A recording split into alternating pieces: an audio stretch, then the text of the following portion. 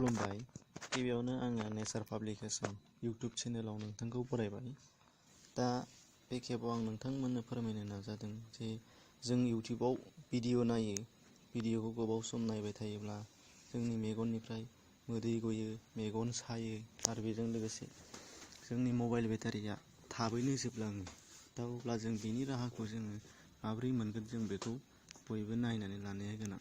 बेनिखायनो आंनि बे भिडिअखौ नोंथांमोनहा फारियै नायलांबानो गासैबो जेंनाखौ सुस्रांना लानो हानाय जागोन। दा गिबियाव जोङो मा खालामनांगौ? प्ले स्ट'राव थांनांगौ।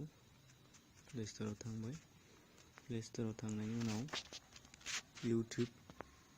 इउटुब नोंथाङा सार्च खालाम। इउटुब सार्च खालामखांनायनि उनाव नोंथाङा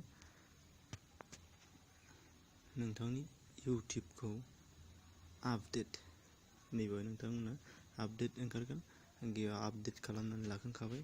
नोंथांमोनहा बेखौ इउटुबखौ अन खालामोबा नोंथांनि मबाइला, नोंथांनि इउटुब एपआ आपडेट जागोन आरो आपडेट जाखांनायनि उनाव नोंथांमोनहा थांनांगोन, नोंथांनि इउटुबखौ अपेन खालामनानै ला।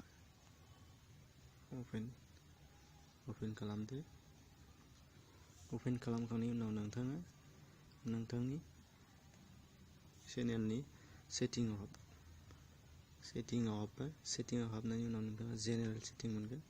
जेनेरेल सेटिं मोनखांनायनि उनाव नोंथाङा सेकेन्ड लाइननि नैबे डार्क थिम दङ, बेखौ डार्क थिमखौ अन खालामनानै ला।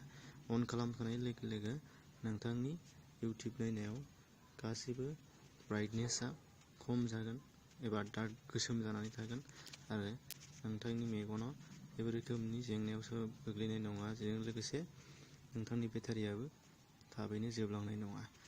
दा अब्ला नोंथांमोनहा बेबायदि भिडिअखौ आंनिखौ नायबाय थानो थाखाय आंनि भिडिअ चेनेलखौ साबस्क्राइब खालामदो आरो लाइक खालामदो। गोजोन्थों।